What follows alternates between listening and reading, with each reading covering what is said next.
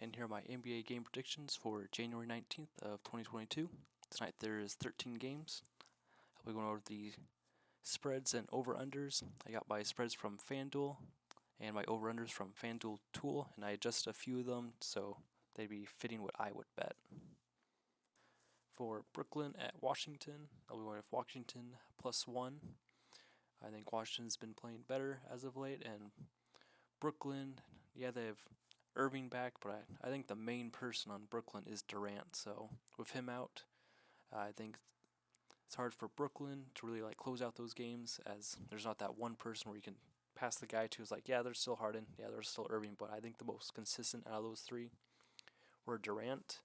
I think Washington wants to come out and win on their home floor against Brooklyn, so I'll be leaning towards Washington to win this, especially if this is a shootout. I think Washington can keep up their scoring with Brooklyn, and I think they'll have more high energy guys that want to slow down the Brooklyn's onslaught in the fourth quarter, as I don't expect this to be a blowout by either team. This should stay within 10 points on both ways throughout the whole game. No one should pull away to a huge lead, but I'll lean towards Washington +1 in a high scoring game of over 230.5. For Magic at Philadelphia, I'll go going with Philadelphia -12. It's hard to bet against Embiid when he's playing against a lower tier team, as usually there's no one there to slow him down. It's yeah, you have the Wagner brothers, who I think they'll try their best, but they won't succeed at it. But I think Embiid should just dominate this game. As long as the role players for Philadelphia knock down their open shots, they should do fine. And as of late, Philadelphia has been taking care of the lower tier teams, winning by a good amount. So I'd be going with Philadelphia -12. I will be going under 211.5 though, as I don't think the Magic are going to score that much. They shouldn't. It'll probably be around 95 points. So Philadelphia would have to score a lot more. So above 216 to cover that 211 if Magic score about 95. So we'll be leaning towards that under 211.5. For Charlotte at Boston, I'm going with Boston -4.5. I think Boston has a few more tools than the Hornets, as I think Boston can clamp down on defense and slow down the Hornets and slow down the pace and then still play their game. And if it turns into a slower game, Boston has more ISO players than Charlotte, so Charlotte will have to actually run plays, try and get baskets, and Boston doesn't have to do that as much. So I'll be leaning towards Boston -4.5, and especially if this is a closer game, I think Boston can come out with the win.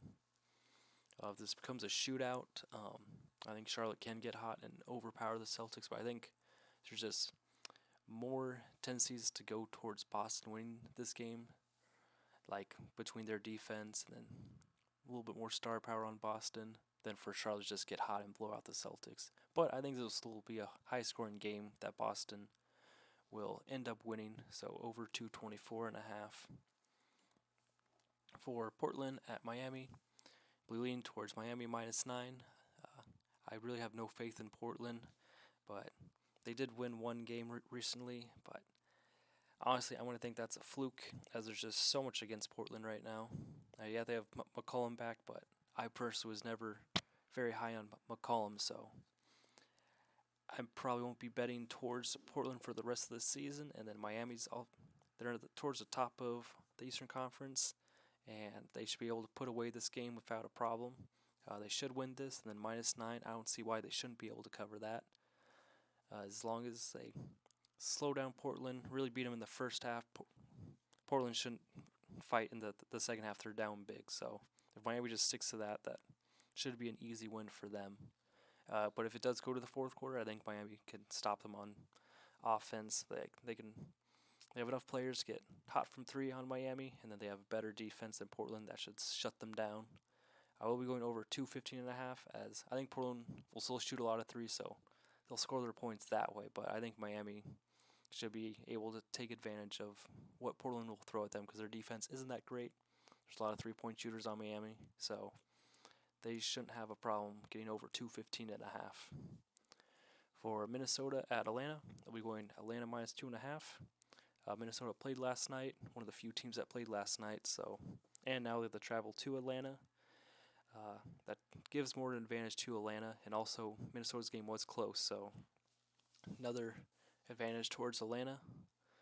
So I'll be leaning towards them winning, as they still have Trae Young and they have Clint Capella. So I got offensive firecracker in Trae Young, and then a defensive stopper in Capella. So Minnesota will have their hands full tonight. I will be going over 232.5, as even though it's like Capella's in there, I think Minnesota will still score a lot, but I think Atlanta will score more, as Minnesota will be a little bit tired, a little slow on the draw for defense, and especially if Atlanta comes out hot. I think once they get hot, I think they'll stay hot for the rest of the game. It's just at what point during the game will they get hot? But I think it'll be earlier on, so we'll be going with that over 232.5. And a lot of Minnesota games are very high scoring, so over 232.5. For Cleveland at Chicago, we're going with Cleveland -1. So Cleveland's still without like point guards, but Chicago just has more people out and important people out. Matter of fact, like all that's really left for the Bulls for like their star players is Vucevic and DeRozan, which that could be enough to win. But I think Cleveland, with just they're just very big, well coached, and they've been playing very well. I'd be willing to go Cleveland -1 before I go Bulls +1, as I just have a feeling Cleveland is more likely to win this game. I will be going under 216.5, as I feel like this will be a more defensive game overall, as both teams have kind of been struggling on offense, but it's like not greatly struggling. But I see it more likely that this will turn into a more defensive game than more of an offensive game. So hence I'll be going under 216.5. For Memphis at Milwaukee, it's hard to bet against Memphis right now, so I'd be taking Memphis +6.5. Morant has consistently shown when he's going against top tier teams, he likes to show up and play hard. And Memphis, as a team, they come in and play hard. Doesn't matter who the opponent is, but Morant shows up for these big games. And Milwaukee is the defending champs, and a lot of teams want to beat Milwaukee. So be going with Memphis +6.5, and I'd almost will take Memphis winning this game, just to have like a statement win. And I think that they'll win this through their defense, hence I'll be going under 224.5. Milwaukee, they're always random. It's like I never know what team's going to show up, but I know what team is going to show up for Memphis, so I'm willing to bet on that. Because if they can get into Giannis's head, I think that will slow down the Milwaukee offense. And without Holiday, they don't have that main facilitator. So if Memphis can just like rattle him, like Milwaukee will have a tough time scoring, and they'll win the game, then Memphis, I think, will just score around there the same amount of points, maybe a little lower because the Bucks do have a decent defense. So under 224.5. For Toronto at Dallas, we went with Dallas -4. Ever since Doncic has come back, Dallas has been winning, and I don't see that trend slowing down against the Raptors, so I'll be going Dallas -4. And the over-under is pretty low, but that's because Dallas does play a slower pace. But I think they'll cover the 209.5, as I think it'll be a close game throughout. It's like no one should really pull away too much, but I think the Mavericks will make those key stops at the end. Just like they have that 3-point lead going into the final 2 minutes, and they'll just kind of expand up to that like -5 with the free throws and all that. But Doncic should have a good game. Toronto, they'll try their best to slow him down, but they're going to have to throw a lot of people at him to try and slow down him. And then if they're doubling him, he finds the open man. It's like as long as the role players like Hardaway Jr. or Porzingis show up and make their shots for the Mavericks, there's no way the Raptors should come in and beat them. But if the Raptors, they show up, they play hard on defense, and they're the ones getting all the rebounds, the loose balls, and making their open shots, playing as a team, I could see them coming out with a win. But I think it's more likely that the defense from the Mavericks will show up, slow down Toronto, and dunk control of a good game. I think that is more likely to happen. And I think this will be a higher scoring game for the Mavericks because Toronto, they can put up a lot of points, but I think this will be a more offensive game for a Mavericks game than a defensive game, so over 209.5. For the Thunder at the Spurs, I'll be going with Spurs minus 6.5. So the Spurs were able to hang around with the Suns for 3 quarters. So I think the Spurs should be able to hang around with the Thunder for 4 quarters and win. So I'm sure the Spurs want to redeem themselves from their last game and then take out the Thunder, who is towards the bottom of the Western Conference. And they'll do that with high power offense, and they'll be able to score a lot of points, so we'll be going over 218.5, and I think the Thunder should be able to score over 100 points too. Probably that 103 to 110 point range. And then the Spurs, they should be able to cover, but I'd be likely to just go with a Spurs win in this situation, but over 218.5. For the Rockets at the Jazz, we're going with Utah minus 12. I'm sure Utah wants to redeem themselves over that Lakers lost and beat up on one of the lower teams in the Western Conference in the Rockets. This will be a high-scoring game, very up and down, as the Rockets, they play fast, and Utah, they can play fast, and then they will shoot a lot of threes. And as long as the Rockets focus on attacking on the outside and shooting their threes, they will score a lot, as the Utah's perimeter defense isn't great. As long as you just avoid Gobert, you should be able to score.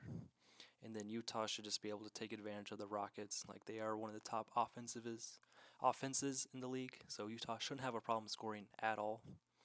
They should be able to score at least 124 points.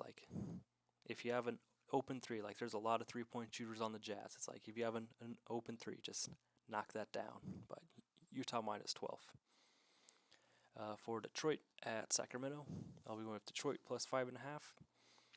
Detroit, even though they played last night, was a blowout, and I'm sure they want to redeem themselves over last night.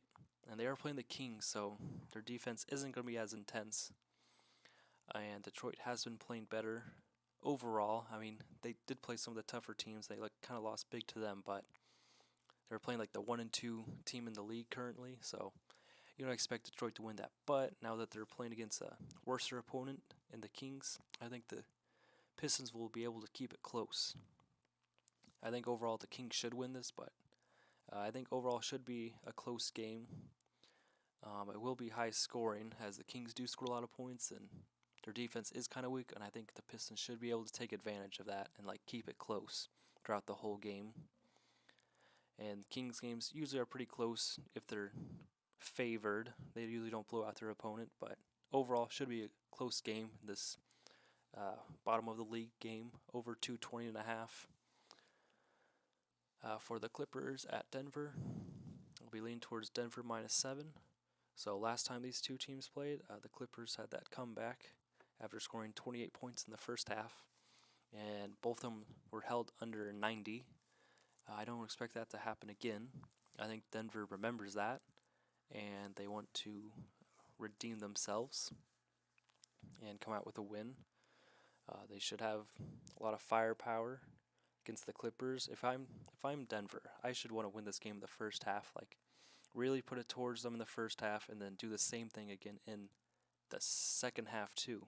As the Clippers, they just have the role players. I guess it's that same group still, but if I'm Denver, it's just winning the first half.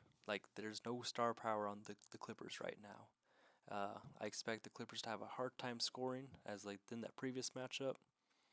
And I think Denver, they should score more than 90 points, but I think they'll be in the low 100s, so I'll be going under 214.5. For the Pacers at the Lakers, we're going with the Lakers minus 4.5. As much as I'd like to bet on the Lakers to lose, I think how they came back against Utah, that's a path in the right direction for them, and they should be able to handle the Pacers. I'll be kind of laughing to myself if they lose to the Pacers. But Lakers should win, and if they do win, it'll be on the back of LeBron, and then have to be like a role player to step up and just play consistently through that game.